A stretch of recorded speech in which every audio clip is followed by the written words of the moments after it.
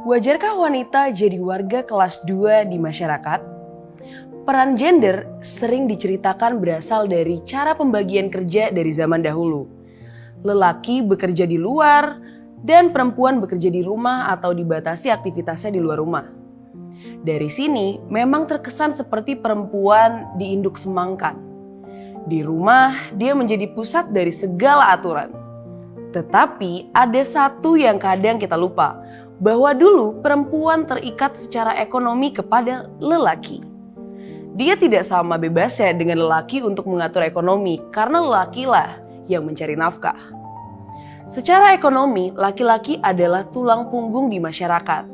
Kondisi ini menjadi lebih kuat lagi di saat banyak agama ditafsirkan secara lelaki sentris. Eksistensi perempuan akhirnya tergusur menjadi lapisan kedua dalam rumah tangga. Padahal itu bukanlah takdir wanita. Itu adalah konstruksi sosial selama berabad-abad yang membuat wanita memiliki definisi sosial seperti hanya pemain lapisan kedua di masyarakat. Memang wanita bisa melahirkan, bisa menyusui, dan memiliki takdir kewanitaan yang mereka bawa. Tetapi peran wanita sebagai lapisan kedua ini bukanlah akibat nasib. Itu karena definisi lelaki yang menaruh wanita sebagai lapis kedua. Dalam banyak produk budaya, laki-laki disebut sebagai imam dan pemimpin. Di mata seorang anak, tetap saja derajat ibu ada di atas segalanya. Kedudukan ibu dalam masyarakat mengalahkan bapak, om, anak lelaki, dan semua title lelaki.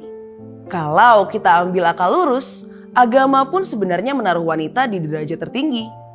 Dari sini kita bisa berkaca. Salah satu penyebab wanita direndahkan adalah tersingkirnya wanita dalam kegiatan ekonomi di tengah masyarakat. Harus diakui, untuk mencegah wanita memiliki derajat yang lebih tinggi, sistem ekonomi disusun sedemikian rupa sehingga wanita menjadi pihak yang tergantung pada laki-laki.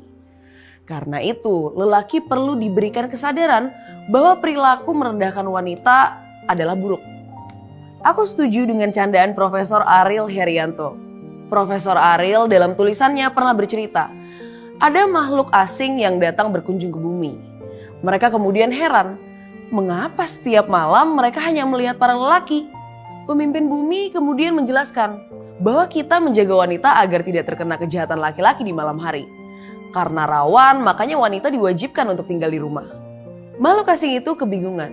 Mereka lantas berkata, di tempat kami, kalau ada macan yang memangsa manusia, maka macan yang kami kandangkan, bukan korbannya. Ya, dari cerita tadi, mungkin kita bisa mengurai kerumitan ketidakadilan gender adalah bagaimana cara kita mengawasi kebijakan lelaki.